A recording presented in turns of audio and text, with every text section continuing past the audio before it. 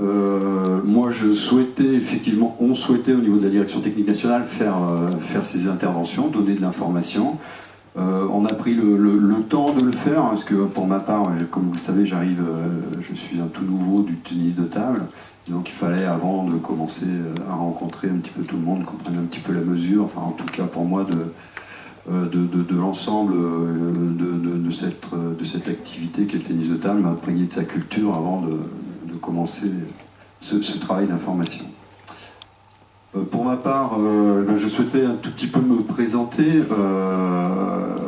Je suis un ancien sportif blanc de haut niveau dans une discipline qui est l'aviron, qui est une discipline olympique.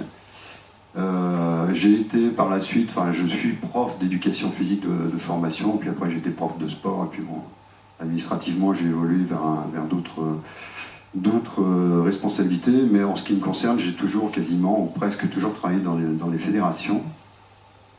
J'étais entraîneur pendant une quinzaine d'années, et responsable d'un pôle France que j'ai créé sur Nantes, ma région d'origine. Et de ce centre d'entraînement, j'ai eu l'occasion d'entraîner des sportifs qui ont réalisé de grandes performances, puisque à Atlanta, j'ai 3 de ces sportifs-là que j'entraîne d'ailleurs aux Jeux qui font médaille d'argent. À Sydney, j'ai un sportif champion olympique, et puis sur Athènes aussi un sportif champion olympique. Et puis j'ai eu la chance aussi d'entraîner de nombreux autres sportifs qui ont été soit champions du monde, soit médaillés mondiaux, aussi bien d'ailleurs en junior qu'en senior. Et puis par la suite, j'étais directeur sportif de la Fédération française des sociétés d'aviron, qui a changé de nom d'ailleurs depuis, et puis DTN jusqu'aux Jeux Olympiques de Londres. Voilà un petit peu ce que j'ai pu faire dans le monde du sport. Donc ce qu'on va vous présenter aujourd'hui, c'est le projet d'action technique ou les directives techniques nationales. C'est un document qui est chargé pour moi d'établir une cohérence sur l'ensemble des actions des techniciens dans le monde du tennis de table.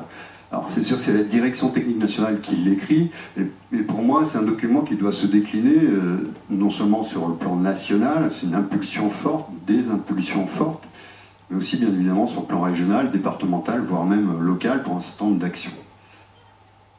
Ce document est écrit tous les 4 ans, donc on a été amené à l'écrire dans le courant de l'hiver 2013 et de le finaliser en 2014. Et il est construit sur 2 socles. Le projet fédéral sur lequel les élus, les dirigeants de la fédération ont été mandatés. Et puis, en ce qui me concerne, puisque je suis comme l'ensemble des cadres techniques d'État, notre patron c'est le ministère, donc il y a des directives ministérielles sur lesquelles on s'appuie. Vous connaissez tous ces termes-là, les publics cibles, enfin des choses comme ça. Ce sont des impulsions ministérielles pour lesquelles les associations sportives d'une manière générale, aussi bien fédération, ligue que éventuellement département, reçoivent des subsides pour développer ces actions. Voilà.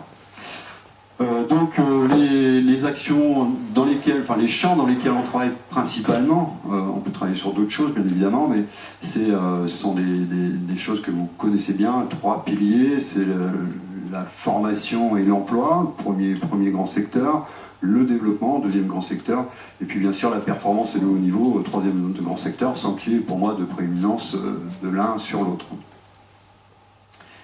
Et pour réussir à se mettre en face et de manière opérationnelle dans notre organisation par rapport à ces 3 grands champs d'activité, la direction technique nationale s'est réorganisée et à la tête de chacun de ces 3 grands secteurs, il y a un directeur technique national adjoint ou un directeur du haut niveau. Donc pour ce qui concerne le haut niveau, 2 personnes à leur tête, Jean-Claude Decret qui est le directeur du haut niveau, et puis Bernard qui est ici, qui est responsable entre autres d'ailleurs, il y a d'autres responsabilités, de tout le centre ressources concernant le haut niveau. Donc vous aurez affaire à Bernard de temps en temps pour les listes de haut niveau, pour les budgets des sportifs, pour les remboursements, enfin pour tout ce travail très lourd et ce travail de fourmi qui est souvent fait dans l'ombre et qui est extrêmement important. En ce qui concerne le développement, toute la partie développement a été confiée à Béatrice Pallian, qui est à mes côtés. Donc là aussi, un vrai... enfin, le développement, je dirais, c'est le domaine dans lequel l'équipe mandatée en ce moment et donc en poste à la fédération a souhaité mettre très nettement le curseur. Alors ça ne veut pas dire qu'auparavant il n'y a pas de track qui nous est en développement. Moi j'arrive, je constate qu'il y a déjà tout un tas de programmes qui existent et qui sont des superbes programmes comme le PPP, comme enfin bon, bien d'autres, hein, et du CPIN, etc. Simplement, on souhaite mettre un focus plus fort sur le développement avec l'objectif, entre autres, enfin ça n'est qu'un indicateur, de dépasser la barre un peu symbolique pour cette fédération des 200 000 licenciés à terme. Et puis en ce qui concerne la formation et l'emploi, c'est Gilles Corbion qui en a la responsabilité. Et ce sont des domaines aussi, bien sûr, extrêmement importants. Entre autres, l'emploi en ce moment, enfin, bon, vous n'êtes pas sans ignorer que l'emploi est une priorité absolue pour ce qui concerne, entre autres, les jeunes. Donc nous aussi, on contribue par notre action, que ce soit la fédération, les ligues ou les départements, dans ce domaine-là. Donc moi ce que je vous propose c'est de passer plus précisément au document. On a 1h15 ensemble ce matin. Bien évidemment, alors, je ne sais pas trop comment on va s'organiser, mais les questions sont libres. Peut-être laisser se dérouler les exposés. On va commencer par le développement, on va parler après de haut niveau et après de formation et d'emploi dans l'ordre. Ce que je propose, moi, c'est peut-être qu'on laisse se dérouler les différents exposés, puis peut-être qu'à la fin des exposés, vous posiez des questions, on espère qu'elles sont nombreuses.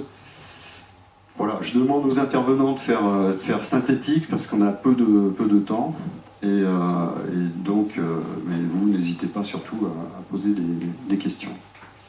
Alors peut-être un petit chapeau général, je ne sais pas si on est prêt au niveau de la logistique. Voilà. Donc pour ce qui concerne le chapeau général, je vous ai déjà dit quelques mots sur le sujet. Le projet d'action technique, directive technique nationale, a été rédigé sur un certain nombre de principes que vous voyez affichés là. Et on s'en inspire bien sûr, et on s'en est, je pense, toujours inspiré aussi dans cette fédération. Enfin en tout cas, moi dans ma précédente, je m'appuyais sur donc les objectifs du projet ainsi que les programmes ministériels. Donc 3 axes sur lesquels on s'est exprimé. Il y a un document qui existe, et je ne l'ai pas repris là, si vous voulez, vous pouvez l'avoir. Je crois qu'on l'a envoyé à tous les présidents de ligue, à minimal, peut-être aux présidents de comités départementaux, un document qui s'appelle les directives techniques nationales.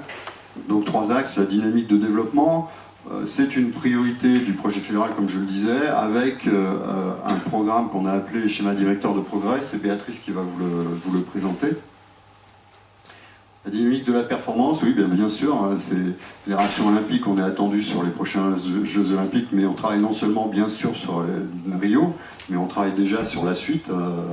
Les sportifs qui vont aller à Rio et les sportifs qui vont aller à Rio, on les connaît déjà, on les a bien sûr dans nos filières de préparation, et déjà je pense que ceux de 2020, on les a déjà quasiment tous dans nos filières de préparation. Dynamique de la formation et de l'emploi, voilà, là on est de toute façon, c'est des réflexions que vous devez connaître, enfin j'imagine, on a besoin non seulement d'entraîneurs, mais aussi de développeurs, d'animateurs, enfin les besoins sont là. Gilles vous fera un point, c'est Gilles qui fera le point sur ce domaine-là, vous fera un point aussi précis sur nos axes de travail dans ce domaine.